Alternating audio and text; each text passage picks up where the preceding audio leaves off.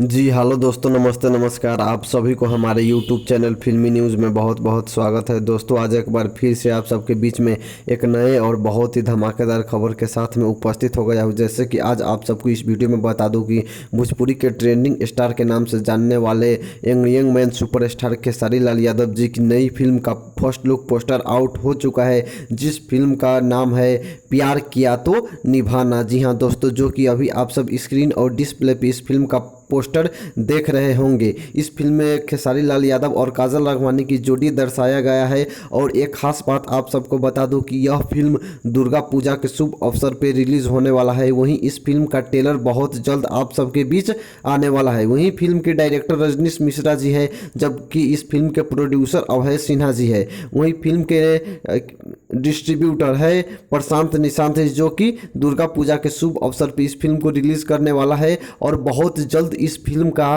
Trailer आप सबके बीच आने वाला है। इंटरटेन रंगीला और यासी फिल्म ऑफिशियल यूट्यूब चैनल पे इस फिल्म का ट्रेलर आप सबको देखने को मिलने वाला है। तो दोस्तों, यही था आज का अपडेट। अगर आप सबको यह वीडियो पसंद आए तो वीडियो को लाइक जरूर करें और ऐसे ही नए नए खबर पाने के लिए हमारे चैनल फिल्मी न्यूज़ को सब्सक्राइब जरूर करें। धन्यवाद।